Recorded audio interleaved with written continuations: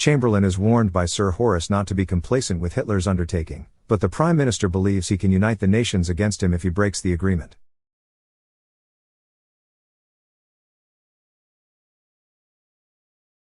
The movie begins on a brisk summer evening in 1932, where Hugh Legat and his German friends Paul von Hartmann and Paul's girlfriend Lena joyously party after graduating from Oxford University. The group becomes intoxicated and fools around near the pond. Amid their revelry, Paul encourages Hugh to visit him in Munich, believing in the country's expansion to a new Germany. 6 years later, Hugh is working at the British Foreign Office. Arriving for lunch at the Imperial Grand, he excuses himself for his tardiness, disclosing to his wife intel about the Nazis preparing to mobilize to conquer Czechoslovakia if no agreement is reached between them and France and Britain. Their brief reunion is cut short by an important phone call as Hugh receives a new assignment. Disappointed, Pamela leaves abruptly. Later, he speaks with his boss, Sir Osmond Cleverly, who feels anxious about Hitler's actions. He instructs him to take notes and deal with the BBC as Prime Minister Neville Chamberlain's private secretary. At the PM's office at Downing Street, Chamberlain speaks with Sir Horace Wilson, who informs him the negotiations fell through and Hitler is bent on mobilizing. In Berlin, Paul, now a German Ministry of Foreign Affairs translator, receives the same intel from Captain Erich Kort, who informs him that Wehrmacht General Hans Oster will meet them in the evening to discuss their secret plot to overthrow Hitler. Soon after, both Hugh and Paul listen to Prime Minister Chamberlain's speech on the radio, with the latter translating his words for the Nazi Party Chancellery. Chamberlain wishes to enter peaceful negotiations with Adolf Hitler at any cost, even if that means allowing Germany to seize control of the Sudetenland. With the help of Paul's colleague and lover, Secretary Helen Winter, the radio broadcast is transferred to paper before he takes it to his appointment in Mita. Elsewhere, Hugh returns home to tell Pamela about temporarily staying at her parents' house for a week while he works closely with the Prime Minister before the war begins. Unable to reveal more context about staying behind, she becomes frustrated, believing he has become a distant father and husband since his new position. Meanwhile, Paul bumps into German SS officer Franz Sauer, who belongs to Hitler's escort squad. He reveals that he is delivering a message to the British embassy but keeps mum about his true feelings about the Nazi Party. Soon after, Hugh receives the written reply of Hitler, giving it to Chamberlain, who discovers he is not dissuaded from stopping the war. As he reads the Times newspaper, the Prime Minister decides to write a message to Italian Prime Minister Benito Mussolini to initiate peace talks since he is closely allied with Hitler. By nightfall, Hugh becomes disturbed to see Jewish people forcibly scrubbing the pavement by SS officers outside a theater. He then meets with Kort and Lieutenant Colonel Oster, who reveals that Hitler's generals have convened to strongly oppose warring with the Czechs, leading to Hitler's potential arrest and execution. Paul and Kort are dubious that the Wehrmacht will betray the dictator, believing this will escalate the situation further. Still, Oster is keen to set their plan in motion and let Hitler invade Sudetenland. Later, Paul confides with Helen about their scheme, but she feels unnerved about their chances of success. She hands him the meeting notes she smuggled from the Foreign Office political department detailing Hitler's expansionist plan for Germany, the Hossbach Memorandum. Simultaneously, Hugh visits Prime Minister Chamberlain in his office, discussing his time at Oxford University as a debater. He hands the young secretary a copy of his speech to scrutinize and improve. The following morning, reporters gather outside Downing Street for the Prime Minister's address. Hugh turns over the revised speech to one of the office typists, Joan, and makes duplicate copies. He then returns to Cleverly's office to hold the phone to keep the line open and listen for news from Berlin. Unfortunately, their office received no reply, leaving the Prime Minister disappointed as he prepares for parliamentary proceedings. A few moments later, Hugh is contacted by the British Foreign Ambassador, Sir Neville Henderson, who relays Hitler's message to Chamberlain. After quickly writing down the reply, the young secretary runs across town and hands it to Cleverly, who relays it to the Prime Minister as he speaks to Parliament.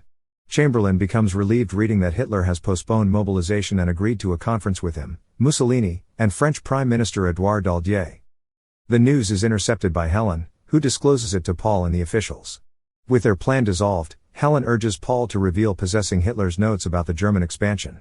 He requests Oster to include Hugh in their plan by inviting him to the Munich conference as part of the English delegation so that he can smuggle the document to the British Prime Minister. Kort gives him a gun if he gets close enough to assassinate Hitler. Meanwhile, Hugh is summoned by Sir Alexander Cadogan and MI6 Chief Colonel Menzies about the secret opposition against Hitler inside the Foreign Ministry and that Paul is willing to share the intel with him personally. He hopes to keep his task secret from the Prime Minister, as it is considered an espionage act on foreign soil. Later, Hugh flashes back to when his friendship with Paul started falling out in 1932 after a heated verbal argument about supporting the Nazi Party at a bar. While the other young patrons toasted Hitler, Hugh and Lena look disappointed that Paul would vote for someone they consider racist towards other nations, including Jewish people. Hugh calls him out for defending a fanatical, angering Paul enough to storm out. Days later, after getting the documents from Helen, Paul boards a train to Munich, bunking with Franz. He then carefully hides the papers and the pistol in the washroom. Later at the airfield, Hugh joins the Prime Minister while addressing reporters as they board a plane to Munich. Meanwhile, Franz inspects Paul's luggage but finds nothing incriminating, keeping him clear.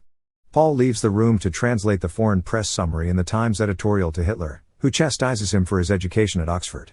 He then witnesses the dictator's plans for the Czech invasion, unnerving him as he leaves the room. In Munich, Hitler and Chamberlain arrive simultaneously, as crowds gather in joyous praise and salutation for their great leader. Inside the Chancellery Hall, Hitler borrows Paul's watch before entering the library to begin the conference, instructing the leaders to bring only one advisor. Meanwhile, Hugh becomes increasingly nervous as he smokes while Joan is busy typing. He receives a call from Cleverly, who denies him to participate in the conference. Joan promises to cover up for his absence, allowing him to rush to the location and meet with Paul, who is equally anxious to carry out the plan without rousing suspicion. He leads Hugh outside to a nearby courtyard and leaves a note on a bench to meet him at the local bar.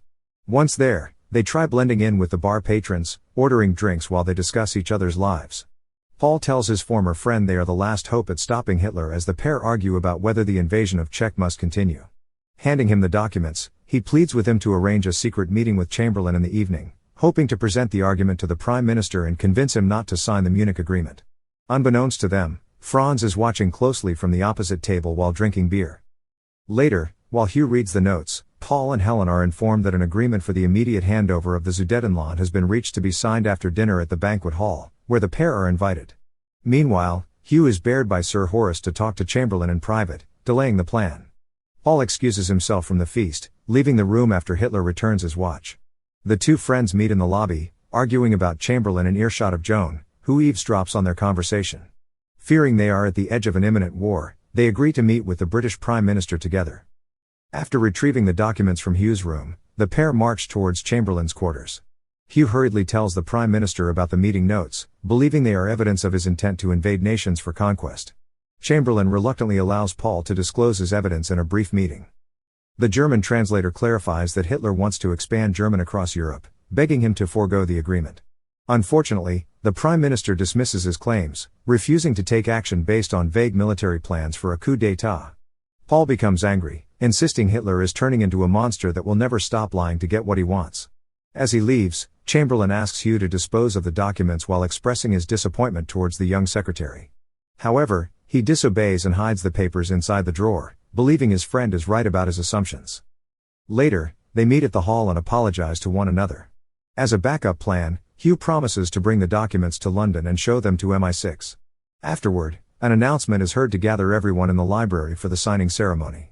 The two men become forlorn to witness the event, ending the secret mission. Not long after, Paul takes Hugh to a local nursing home to see a bedridden Lena. After an emotional visit, Paul reveals that he and Lena broke up after Hugh's trip to Munich. Sometime later, in 1935, she attended an anti-Nazi rally and was thrown into Morigen, a female prison camp. She experienced harsh treatment, having a Star of David carved in her back and getting thrown out of a window after discovering her Jewish heritage. The tortures she endured resulted in paralysis and her inability to speak. As they stop on the side of the road, Paul reveals he is bent on assassinating Hitler, leading the two friends to argue. With no way of persuading him to call off his plan, Hugh bids farewell, telling him he will be dearly missed.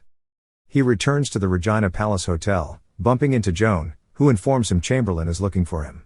He is then instructed to redraft Hitler's undertaking into a joint statement. Hugh returns to his suite, only to find it ransacked by a furious Franz, who attacks him. As he leaves disgruntled, Hugh hurriedly checks the drawer but discovers the missing documents. Hoping to alert Paul about the theft, he asks for Chamberlain's permission to accompany him to the meeting as an official translator. They arrive at the Chancellery and see Paul waiting outside the office. After the Munich Agreement is signed, Hugh secretly passes a note to his friend between the newspapers before leaving, apologizing for losing the documents to the Germans. As the last SS guard leaves the room, Paul prepares his pistol. At the same time, Hitler reads through the foreign press summary, feeling angered by Chamberlain's assumptions about his role as a German leader. Unfortunately, He fails to shoot him after engaging in a discussion about his feelings about the war. Meanwhile, when Joan rides with him, Hugh goes to the airport. As they speak privately, the typist reveals herself as the niece of Colonel Menzies and that she had been assigned to help Legat in his espionage activity. She confesses taking the document from the drawer to prevent Franz from finding it. On the plane, Chamberlain is warned by Sir Horace not to be complacent with Hitler's undertaking, but the Prime Minister believes he can unite the nations against him if he breaks the agreement. As he returns to Britain, he speaks with reporters to share the good news about his visit to Munich, declaring peace for our time as he shows the signed treaty. Hugh then returns to his wife, apologizing for his actions and revealing that he plans to resign and join the Royal Air Force to prepare for the imminent war. Elsewhere, Paul laments to Helen about his failure to kill Hitler. Eventually, the peace between Britain and Germany ended after a year. Under heavy scrutiny, Chamberlain resigned and died a few months later. The movie ends as the extra time bought by the Munich Agreement allows them to prepare for war and topple the Nazi regime. Thank you for watching. Subscribe for more videos like this to help the channel out. Have a nice day.